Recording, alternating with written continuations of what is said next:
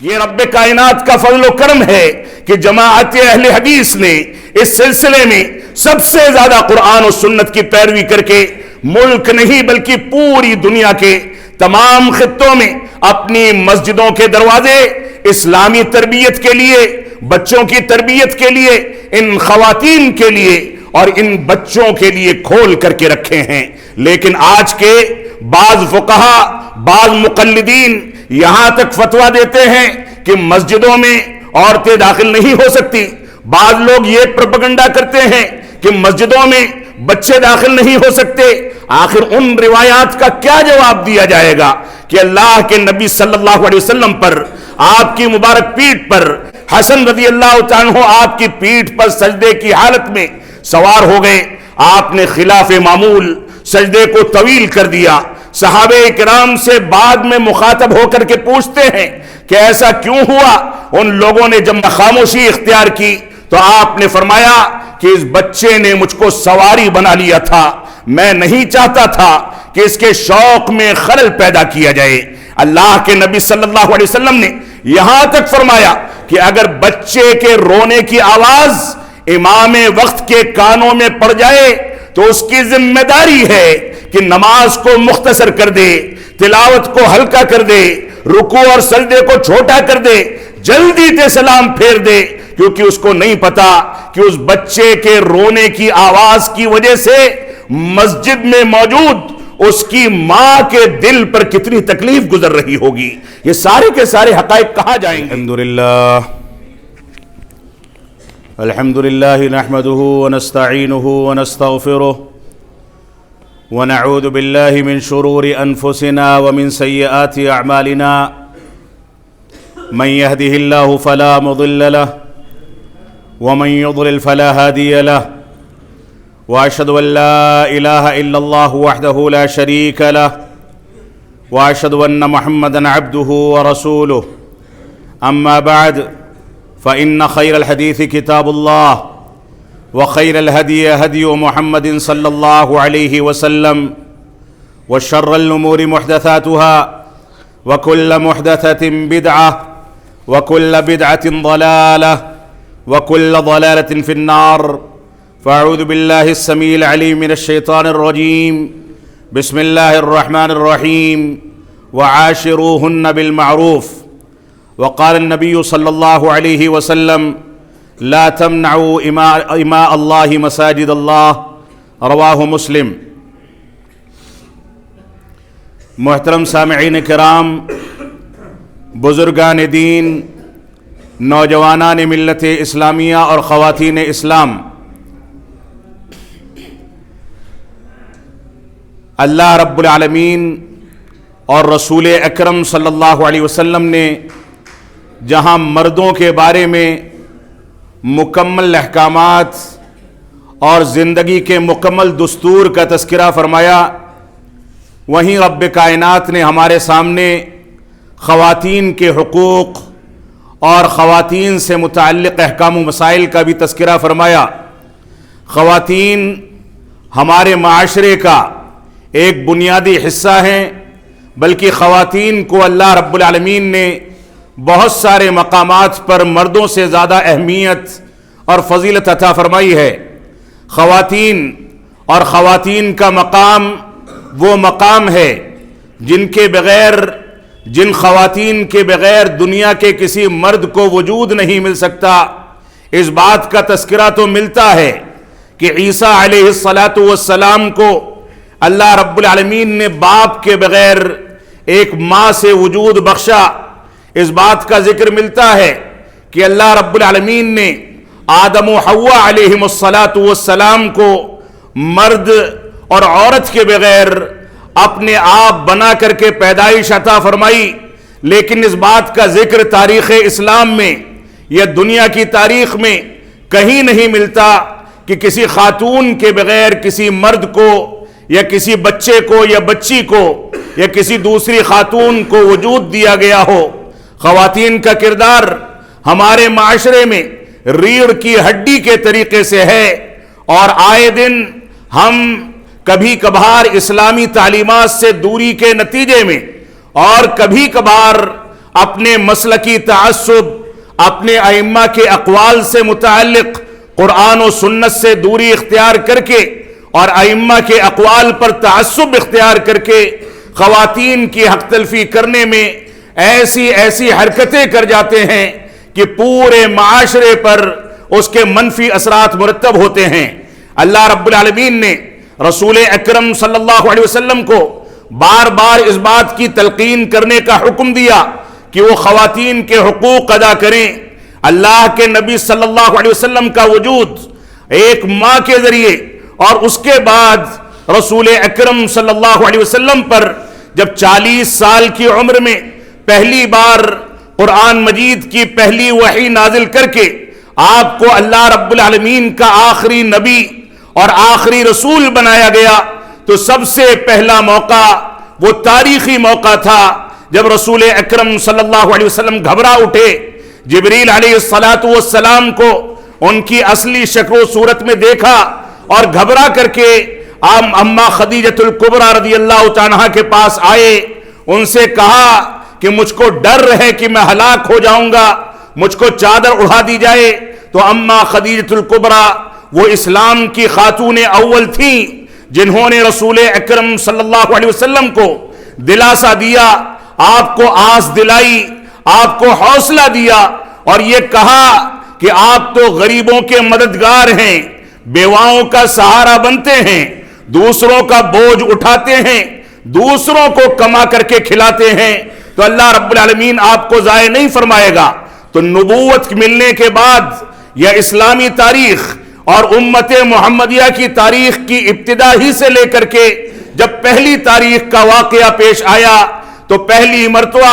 ایک خاتون نے نبوت اور رسالت کی آخری کڑی کو سب سے مضبوط سہارا اور دلاسا دیا۔ اور رسول اکرم صلی اللہ علیہ وسلم کی سیرت مبارکہ کو دیکھ لیا جائے،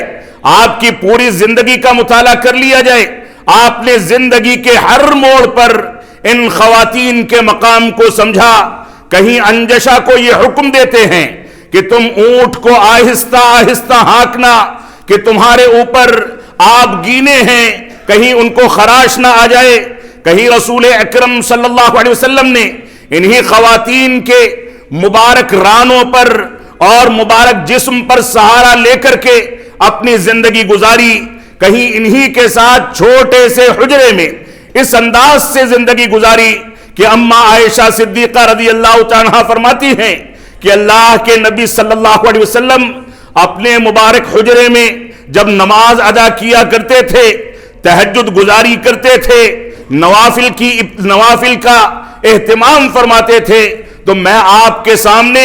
کمرے کی تنگی کے نتیجے میں ویسے ہی لیٹی رہتی تھی جیسے جنازے کو لٹا دیا جاتا ہے۔ فرماتی ہیں کہ جب آپ رکوع کے بعد سجدہ کرنا چاہتے تو مجھ کو اشارہ کرتے، میں اپنے پیروں کو سمیٹ لیتی، آپ سجدہ کرتے، سجدے سے فارغ ہونے کے بعد جب دوبارہ قیام فرماتے تو وہ پھر سے پیر پھیلا لیا کرتی تھی۔ یہ انسیت تھی، یہ صورتحال تھی۔ ان لوگوں سے ہنسی مذاق کرنا، ان لوگوں کی عظمت کی بنیاد پر رب کائنات کے اس پیغام تک کو پہنچانا کہ اللہ رب العالمین نے رسول اکرم صلی اللہ علیہ وسلم کی بیویوں کو سلام بھیجا، ان لوگوں کی تائید فرمائی، ان لوگوں کی تعریف فرمائی، ان لوگوں کی احوال زندگی کو سامنے رکھ کر کے اس کے مطابق اسلامی احکامات نازل کیے گئے، قرآن مجید کی آیتوں کا نزول ہوا، ان لوگوں کی فضیلت بتائی گئی، یہاں تک صورتحال ہوئی کہ اللہ کے نبی صلی اللہ علیہ وسلم حجۃ الوداع میں جب آخری وصیتیں فرما رہے تھے، صحابہ کرام کہتے ہیں کہ ایسا لگتا تھا کہ کوئی ودا ہونے والا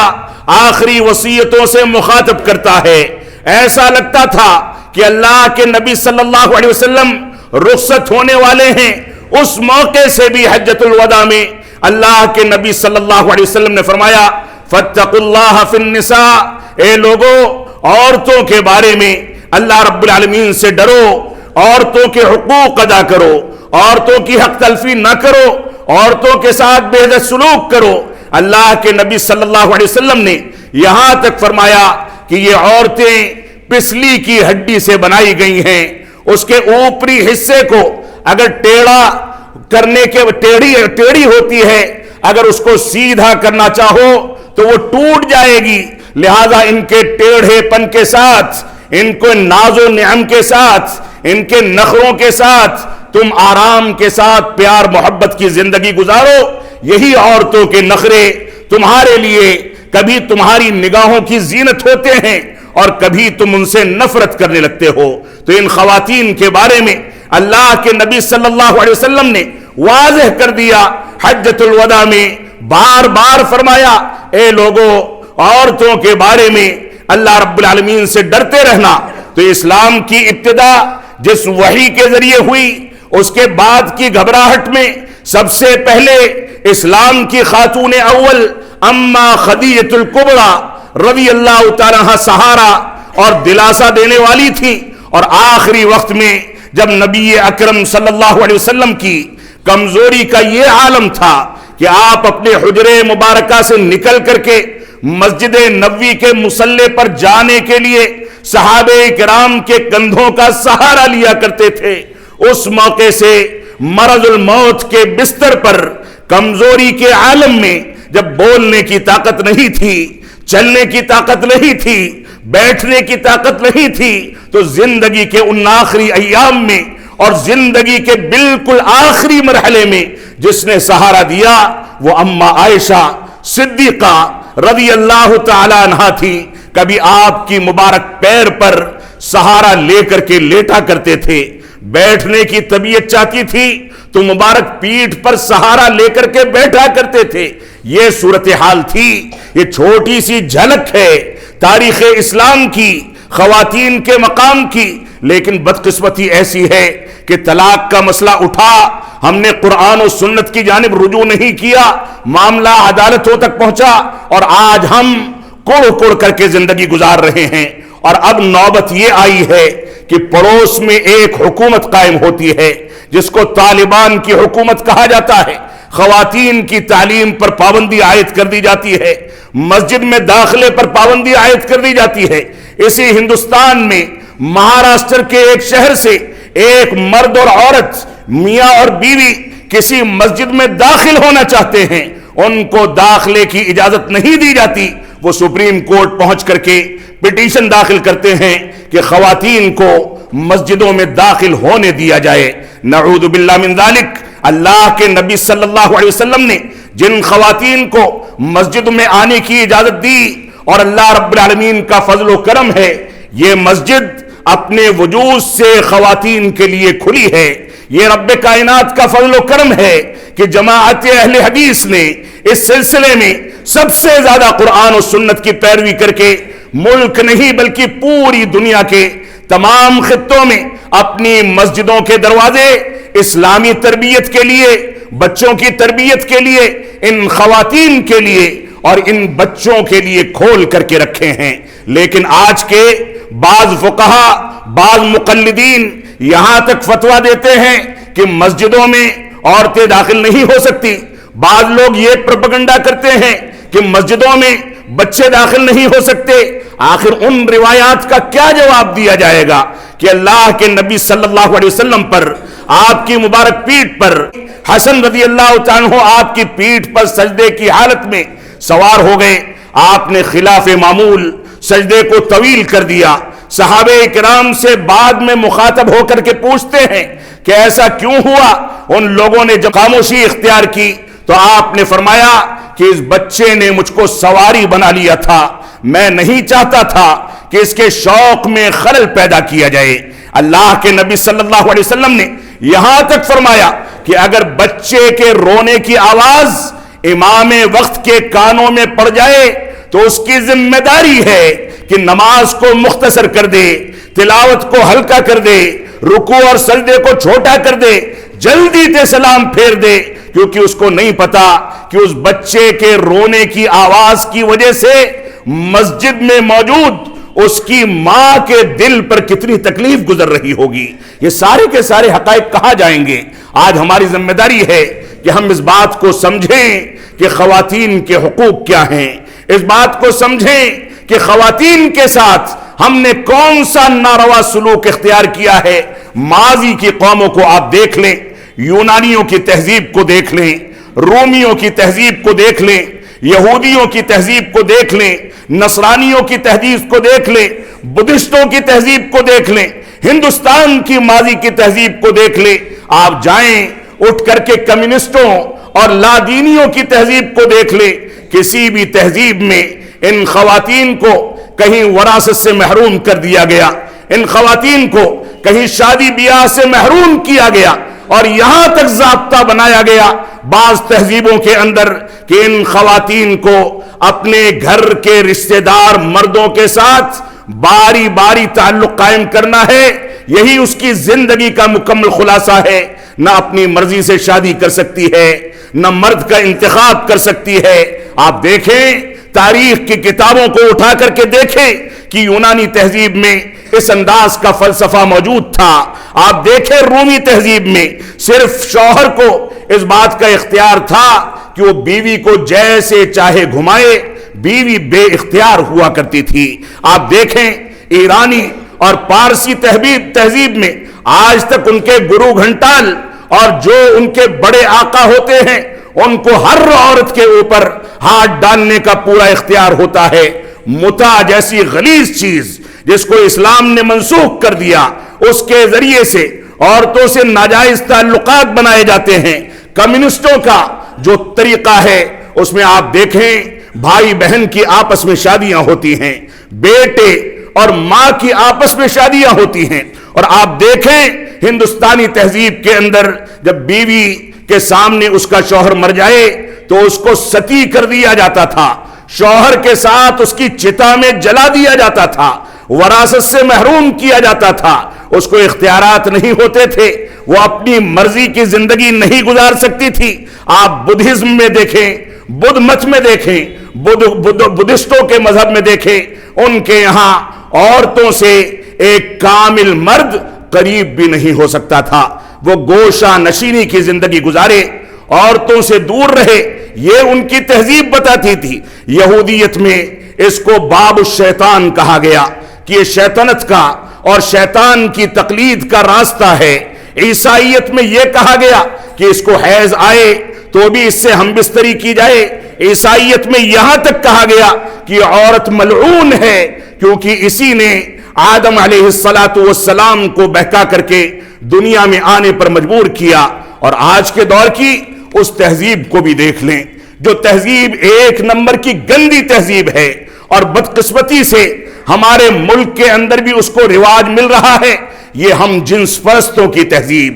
مردوں کی شادی مردوں سے، عورتوں کی شادی عورتوں سے، یہ تہذیبیں یہ گندگی پر مبنی ہیں۔ ان تہذیبوں کو کسی بھی صورت میں اسلام اور اہل اسلام قبول نہیں کر سکتے۔ تو ہمارے اسلام نے ہم کو جو مقام دیا ہے، جو عزت و وقار دیا ہے، خواتین کو جو عظمت دی ہے، اس عظمت کو سمجھنے کی ضرورت ہے۔ وہ عظمت وہی ہے کہ جس کے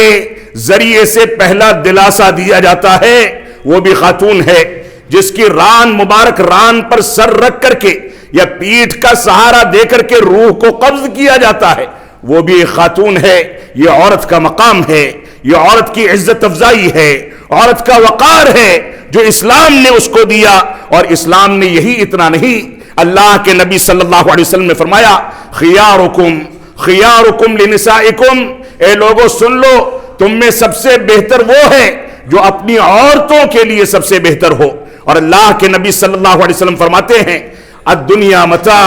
وخیر متاع الدنیا المرأة الصالحہ، یہ دنیا ایک سرمایہ ہے، اور اس دنیا کا سب سے قیمتی سرمایہ،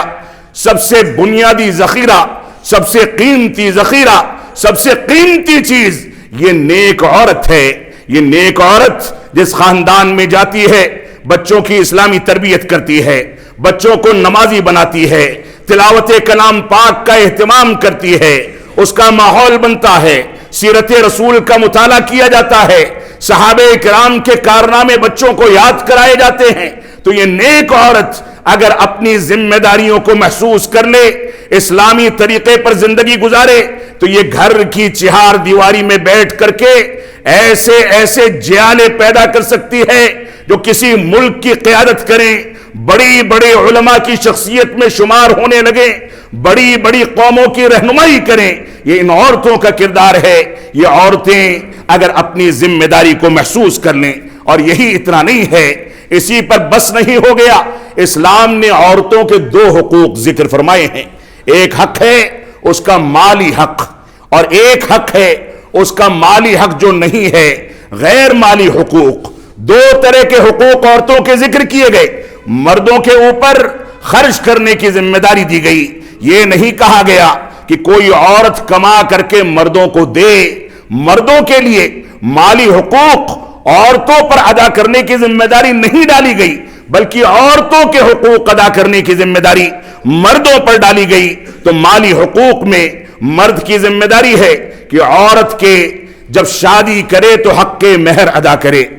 شادی کرنے کے بعد اس کے نان و نفقے کا انتظام کرے، یہ دوسرا حق ہے۔ تیسرا حق مرد پر یہ ہے کہ اس کے سکنا کا انتظام کرے، یعنی اس کی رہائش، اس کے لیے بنگلہ، فلیٹ، یہ جس معیار کی زندگی وہ گزار سکتا ہے، اس معیار کی زندگی کو سامنے رکھتے ہوئے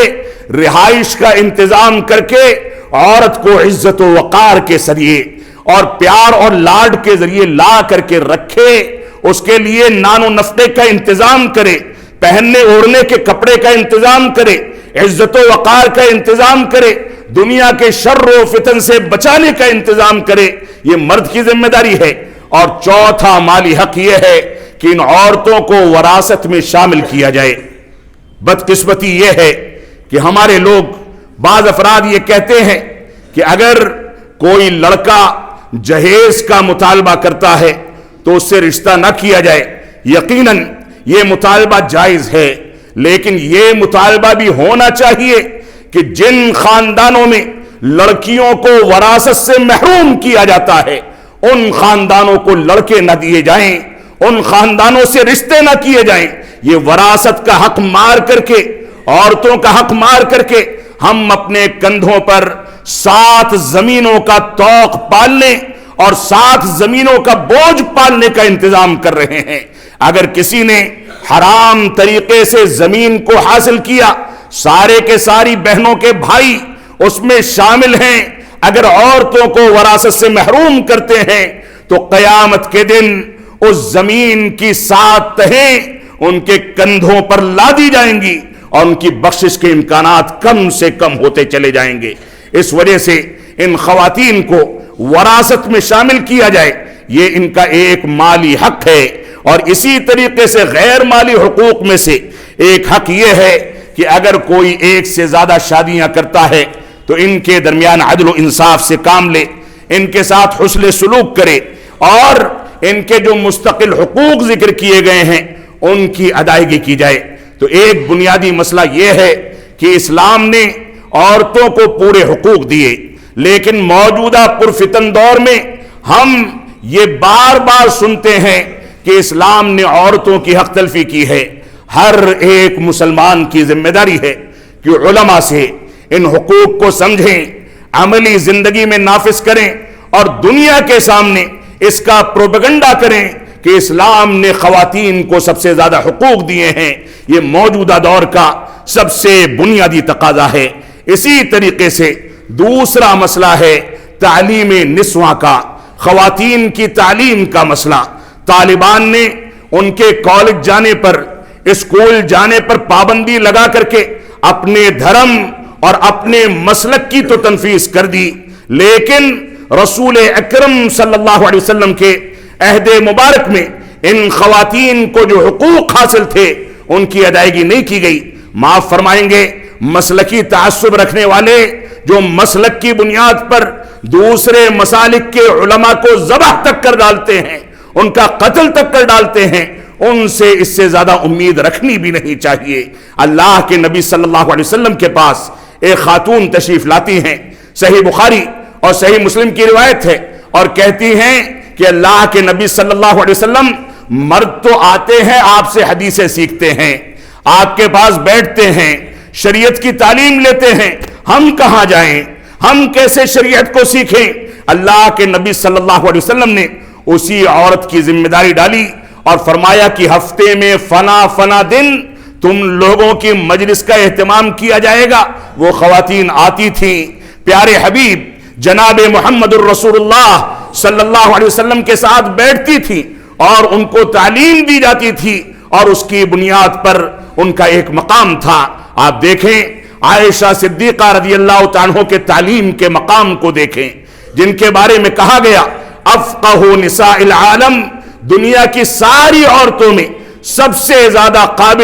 قابل تعریف اور سب سے زیادہ قابل اور تعلیم یافتہ خاتون یہ عائشہ صدیقہ تھی۔ رسول اکرم صلی اللہ علیہ وسلم کی وفات کے حادثے کے بعد تقریباً 200 صحابہ کرام کے مسائل کو جمع کر کے ان کے اوپر باقاعدہ علمی تنقیدیں اور ان کی اصلاح کرنے کی ذمہ داری عائشہ صدیقہ رضی اللہ تعالیٰ نے اٹھائی۔ صحابہ کرام پردے کے پیچھے سے آ کر کے ان سے مسائل پوچھتے تھے اور وہ ان کا جواب دیا کرتی تھی۔ یہ عائشہ صدیقہ تھی جن کو علم کا اتنا اونچا مقام حاصل تھا۔ تو ابو سعید خدری رضی اللہ عنہ کی یہ روایت بھی ہمارے سامنے ہونی چاہیے کہ اللہ کے نبی صلی اللہ علیہ وسلم نے خواتین کے لیے مستقل مجلسوں کا، علم حاصل کرنے کا مستقل بندوبست کیا تاکہ خواتین آئیں اور ان کے سامنے یہ ساری کی ساری چیزیں بیان کی جائیں، وہ سیکھیں، جا کر کے اپنے بچوں کو سکھائیں، دوسری خواتین کو سکھائیں، اور ایک پڑھا لکھا معاشرہ ابھر کر کے سامنے آئے۔ اسی طریقے سے ایک بنیادی مسئلہ، وہ مسئلہ ہے کہ مسجدوں سے خواتین کو روکا جاتا ہے۔ اللہ کے نبی صلی اللہ علیہ وسلم کا فرمان جس کا شروع میں نے تذکرہ کیا، فرماتے ہیں لا تمنعوا اماء اللہ مساجد اللہ، اے لوگو اللہ کی خواتین کو، ان عورتوں کو اللہ کی مسجدوں سے نہ روکا کرو، اللہ کی مسجدوں سے نہ روکو۔ صحیح مسلم کی روایت ہے، اور صحیح مسلم ہی کی ایک دوسری روایت ہے، اللہ کے نبی صلی اللہ علیہ وسلم نے ارشاد فرمایا اذا استأذنکم نساؤکم الى المساجد فأذنوا لہن، فرمایا جب تمہاری عورتیں تم سے مسجد جانے کی اجازت مانگیں تو ان کو اجازت دے دیا کرو، روکا نہ کرو۔ اور بلال جو کہ ابن عمر رضی اللہ عنہما کے بیٹے تھے، جب ان کے سامنے روایت ذکر کی گئی تو انہوں نے اپنے والد یعنی ابن عمر رضی اللہ عنہما کے سامنے کہا کہ اللہ کی قسم میں تو اپنے گھر کی خواتین کو روکوں گا، آپ کے کہنے سے نہیں جانے دوں گا۔ تو بعض روایات میں ملتا ہے کہ انہوں نے فرمایا میں تمہارے سامنے اللہ اور اس کے رسول کا فرمان ذکر کرتا ہوں اور تم کہتے ہو کہ میں روکوں گا۔ اور بعض دوسری روایات میں ہے کہ انہوں نے فرمایا کہ اللہ کی قسم جب تک تم اس سے توبہ نہیں کرو گے، جب تک میں تم سے گفتگو نہیں کروں گا۔ یہ صورتحال تھی عورتوں کو مسجدوں میں لانے کی۔ رسول اکرم صلی اللہ علیہ وسلم کے عہد مبارک میں کثرت کے ساتھ یہ روایتیں ملتی ہیں کہ عورتیں جوگ در جوگ مسجد میں صلاۃ فجر میں بھی حاضری دیتی تھی، اور اللہ کے نبی صلی اللہ علیہ وسلم سلام پھیرنے کے بعد تھوڑی دیر آگے ہی کی جانب رخ کر کے بیٹھے رہتے تھے تاکہ عورتیں پیچھے سے نکل جائیں، اور اس کے بعد گھوم کر کے مقتدیوں کی جانب رخ کیا کرتے تھے۔ یہ صورتحال تھی۔ تو ہماری ذمہ داری ہے کہ ہم ان خواتین کو مسجدوں میں لانے کا بندوبست کریں، ورنہ ایسا نہ ہو کہ طلاق کے مسئلے میں جس طریقے سے ہم کو رسوائی اٹھانی پڑی، اسی طریقے سے شریعت اسلامیہ کا صحیح مسلک موجود ہونے کے باوجود ہم کو پھر سے اس مسئلے میں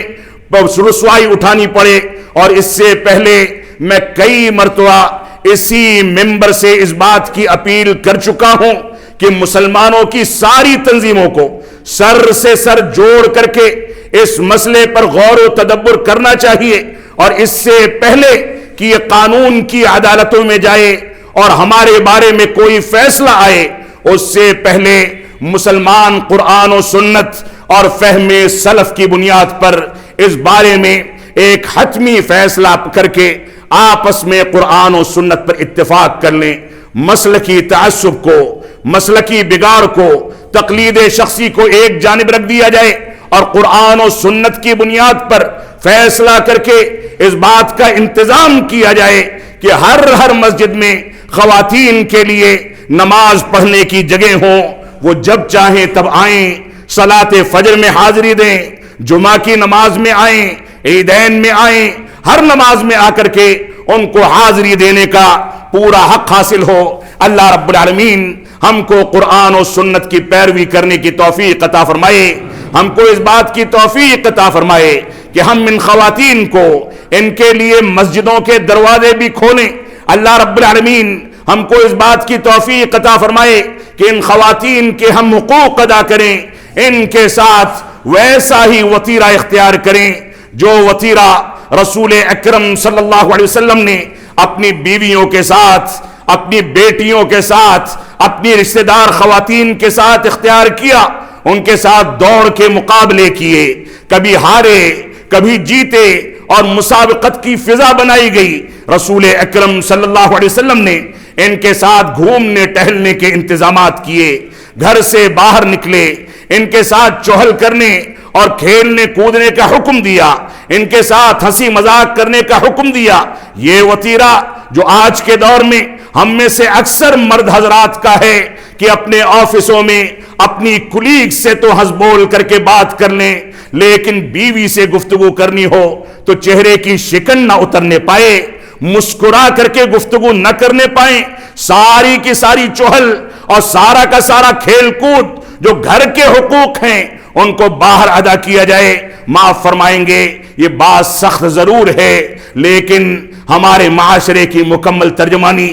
ایسی ہی ہوتی چلی جا رہی ہے۔ اللہ رب العالمین ہم کو عورتوں کے حقوق کو ادا کرنے، ان کے حق کے وراثت کو ادا کرنے کی توفیق عطا فرمائے۔ اللہ رب العالمین ہم کو اس بات کی توفیق عطا فرمائے کہ ہم جہیز کی لعنت سے توبہ کریں، لیکن ساتھ ہی وراثت کے لیے اپنے بڑوں کو مجبور کریں کہ وہ جیسے مردوں کو حق دیتے ہیں ویسے ہی خواتین کو بھی دیں۔ اللہ رب العالمین ہم کو ان باتوں کی توفیق عطا فرمائے۔ ہم جب تک جئیں تب تک اسلام پر جئیں، جب ہمارا خاتمہ ہو تو ایمان پر ہو۔ بارک اللہ لنا ولکم فی القرآن المجید ونفعنی وإیاکم بالآیات والذکر الحمید انہ تعالی جواد کریم ملک بر الرؤوف الرحیم۔